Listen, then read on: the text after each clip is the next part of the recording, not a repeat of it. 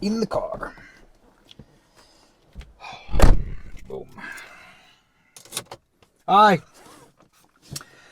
Thank you for watching. In this video, we're going to do a little drive along with me and my 2001 BMW M5 Dinan S2 car.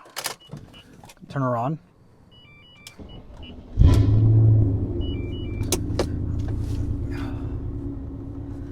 This is my third attempt at making this video. One of the users or subscribers had recommended that the audio quality was low in one of my first vlog videos, so I took it to heart and I upgraded. I got a wireless mic, I've got a holder and a new phone and all this crap, all in an effort to make higher quality content. The mic that I got, whatever. The audio sync wasn't working, that's fine. All right, so I'll talk about the car while we drive. I have a residential neighborhood I live in, and there's kids and stuff, and I can't go super fast, so we'll make it work. Plus the car's got to warm up. So while we're doing this, we'll talk a little bit about this car itself. This is a September build from 2000. This car is 20 years old as of October 2020 right now. It's kind of remarkable because, number one, it doesn't seem like it was 20 years ago that this car came out. I remember like oogling over it back then. I'm sure those of you that follow this or are interested in this, it was mainly because of the higher videos with Clive Owen. Anyway, this particular car has 116,000 miles on her right now. I got her at about 100 or 101 or so, and when I got the car, I did a whole bunch of stuff, including just things that you wouldn't normally do. The car was really well maintained, well taken care of by another enthusiast. His name is Aaron, really cool guy. It's basically me on the other side of the country. And so I got the car, went to work, and bought a whole bunch of stuff. I bought and have replaced all of the cooling system bits, including the expansion tank, those are the yellow, all of the hoses, all of the bits that go underneath the intake air plenum, a lot of the vacuum lines, those are all been replaced. What else? The fan itself, clutch, the radiator, and thermostat has been replaced. God, all the suspension bits, all the bushings, I mean everything, even on the subframe itself, all the bushings, end links. This car had rear sway bars from Dinan. The fronts have become sort of unicorns, and these now have the front Dinan sway bars. These had the Dinan front strut bar. I also added the rear strut bar. This car has Dinan limited slip differential. It's got the Dinan cold air intakes, the tuned velocity stacks. What else am I missing? I'm doing a visual check of the front there. So we got the intakes, velocity stacks. The headers are jetter headers, so those are unicorn headers. They're kind of designed off of they're built off of the design principles of the Dinans and the Super Sprints. So they're 4:2:1 design, equal length headers. They're coated with Swain Tech ceramic coating. They go to a Super Sprint Sport Cat, which goes to a Dinan exhaust. This car used to have a Eisenman exhaust, which it's too loud and kind of too droney, and I wanted to complete the Dinan package, so putting the Dinan exhaust in there. This has had Dinan springs and shocks, but put new ones on there and sold the other ones. So refreshed springs and the Dinan Coney dampers, the ride height kit from Dinan, and the Dinan 18-inch forged wheels, which are 18 pounds. They are so freaking light. It's kind of remarkable when you take them off the car. Has Brembo brakes in the front and slotted rotors front and rear. I think those are all the Dinan bits, really. If you look at the build sheet or the marketing brochure from Dinan, it's kind of like a hybrid. It's almost like a 2.5 stage, right? Because there's a stage 3, which includes some of the bits from this car that weren't on that one, but doesn't have the supercharger, but it does have the wheels. So a lot of stuff, and the car is not quite warmed up yet. We're almost leaving my neighborhood here. In a moment, I'll be able to open her up as this giant truck in front of me figures out where to go. Clutch has been redone, has Dinan lightweight flywheel on here, and she is a blast to drive. And I noticed when I did this video the other day, it was fun to do. Is that a cop? I can't tell. Oh, crap. It was cool in the morning. It was like 65 degrees, and the car just felt so crisp and responsive as a result of that. And it was a lot of fun. And this is definitely a special car that you want to enjoy. I mean, you can daily drive the car, but you can also keep it as your special car, right? The car that you want to just tool around in on the weekends or on the when time allows. Thank you. So, car's still warming up. Don't want to kill it yet. My variable tachometer is at 5,500 RPM, and I'm only shifting at 3,000 or so until she warms up. Oil temperature is about 150 or so. Wait until it hits the first dot, and then I will open the car up. These wheels have Michelin Pilot Sport 4 tires on there. They've got a lot of tread on them. And even though I've put 16,000 miles in the car essentially since I've gotten it, they've really been like all highway miles. You know, that includes driving up to Cleveland, Ohio from Georgia, from New Jersey down to Georgia, and really just kind of tooling around on the highway. There is no real city for me to kind of drive to.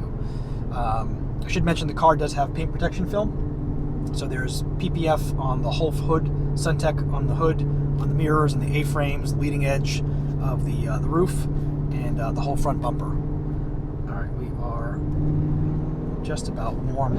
Let's go to second gear.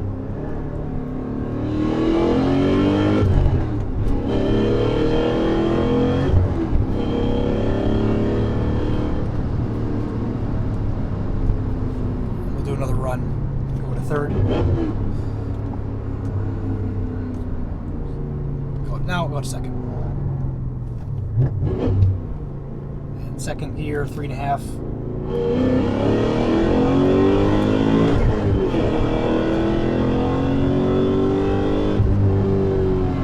We've got a stop sign.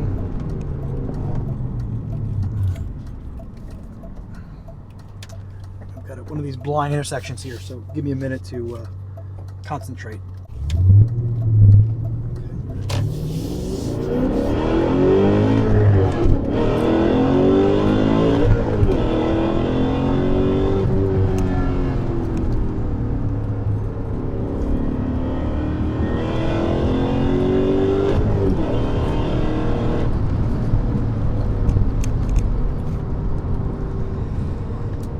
So that's with the windows up. You know, clearly you can drive the car very enthusiastically and hear the sporty nature of the vehicle. Crack the window open a little bit.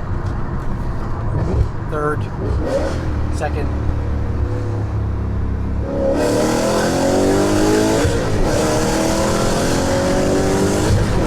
So this does break traction in third gear. It's a warm day. Tires are warm.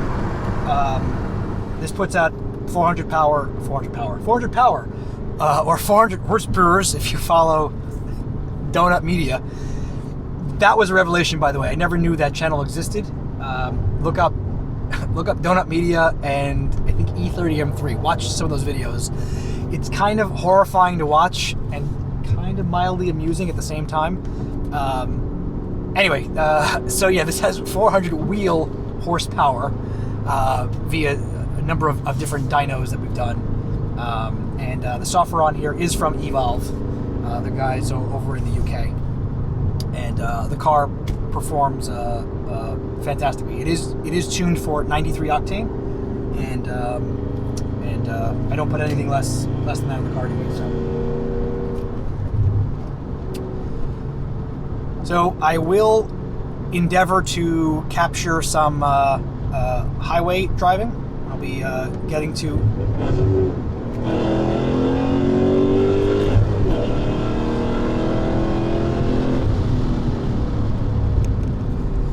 I will endeavor to get to a highway spot here in a moment, and the on-ramp trajectory and velocity is quite fun. I got to tell you, it's sort of really enjoyable to drive a 20-year-old car that really gives any modern car a run for its money. And I know a lot of cars today have become they're very powerful, right? Like, you know, a Honda Accord, take for example. I'm sure the new ones have probably close to 300 horsepower, right? And 20 years ago when this thing came out, there was a big gap, and that gap has not only narrowed in terms of performance, but also in fit and finish. You know, a lot of like Hyundai cars, or even some of the American cars to a degree, they've really upped their game, and the interior bits are much higher in quality. You know, this car is a really comfortable place to be. The seating position, these M-texture Alcantara seats are fantastic. These are new seat covers, by the way. These are genuine OE. Someone bought them years ago, had them in a box for a number of years, and I bought pretty much the last set. I'm very, very thankful to have them. But this is a very comfortable place to take a road trip. And, you know, when I'm not in 5th gear or 4th gear and going to 6th gear, you know, cruising at 60 miles an hour, it's fine, totally fine.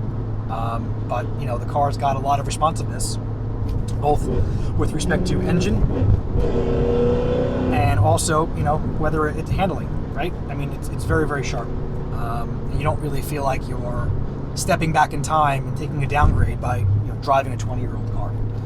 Because the truth is, you know, they don't really making them like this anymore. Very fortunate to have an M2 CS on order, and I'm looking forward to driving that car, but, you know, it's a different animal, right? It's a turbocharged inline 6 versus a naturally aspirated V8 that makes a glorious sound, both from the arse and from the nostrils. I don't know if anybody says that. I say that now.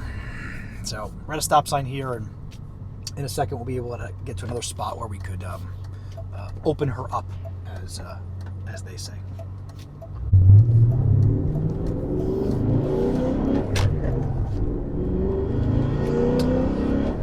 This car does have a clutch stop pedal, or a clutch stop. Yeah, so clutch stop, for those of you that don't know, is this little piece that makes the engagement point of the clutch pedal, the travel of the pedal. Let me back up and stop for a second. So when you actuate a clutch, the pedal goes all the way down to the floor.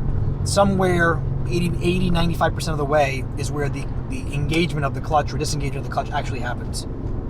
What the clutch pedal does is it makes it so that when you push the pedal down, that end point is the spot in which the clutch engages, disengages. So this has a clutch stop, and it makes for spirited driving or normal driving much easier, because you literally just put your foot in, boom, that spot, like right now where I'm resting it, is on top of the clutch pedal, and that is also the engagement point for the clutch. So there isn't this spot where you've got to kind of do this muscle memory thing, and it makes driving a lot easier. You'll see a lot of these aftermarket ones. It's really just a screw or bolt with a flat bolt head on it with some padding, so that it can capture the top of the clutch pedal.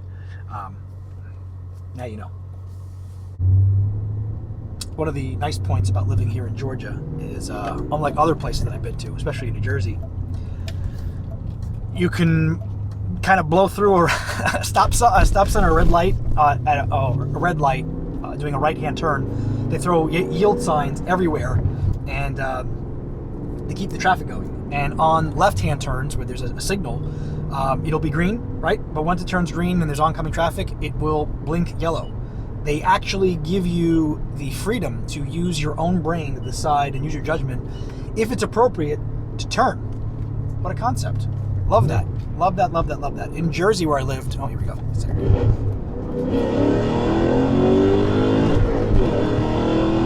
Traction. No traction.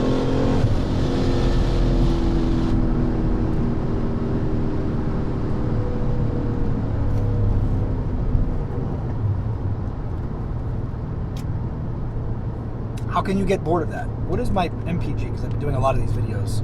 I'm at 16.9. Did a big road trip to Cleveland, and our average speed was a high rate of speed. I'm not going to lie about that. We were averaging about almost 21 miles to the gallon, and at highway speeds, that's pretty good. Now, if we did total speed limit the whole way, we probably would have been about over 25 miles to the gallon. for those of you that care about mileage. I kind of feel the audience for this car doesn't really care about mileage. Just being honest.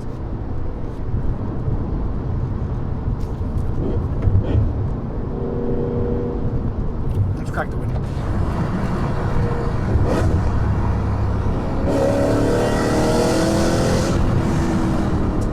What is really fun is driving, and we'll capture that on the highway here. Driving next to the, you really can't capture it. I'll finish my thought. Driving next to a median, right, on a highway, not a highway, but like a normal road, where you've got a cement barrier next to you. You can kind of roll the window down, downshift a little bit, and let the throttle, and hear the echo from the exhaust and the intake. It's a really, really nice sound. But on the highway here, at speed, it's probably too much wind turbulence to pick that up. Only problem is I've got, a number of cars in front of me that are going to prevent me from reaching top velocity on the entrance of this highway ramp, which is okay, because I think maybe you've kind of got the point, you got the essence of this little tease, this little sampling of being my co-pilot in my 2000 BMW M5 Dinan S2 car, sedan.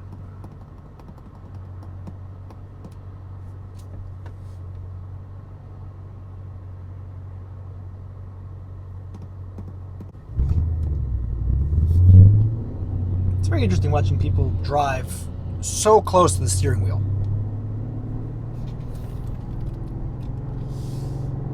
There's a car behind me. That's not going to work.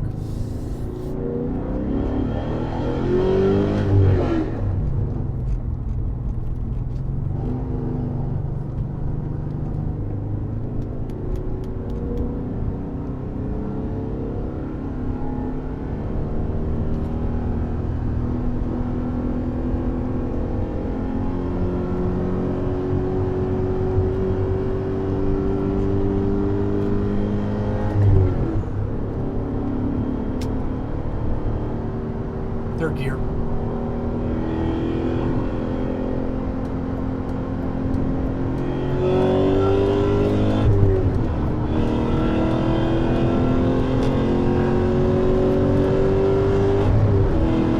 Fifth gear. I'll try this just because.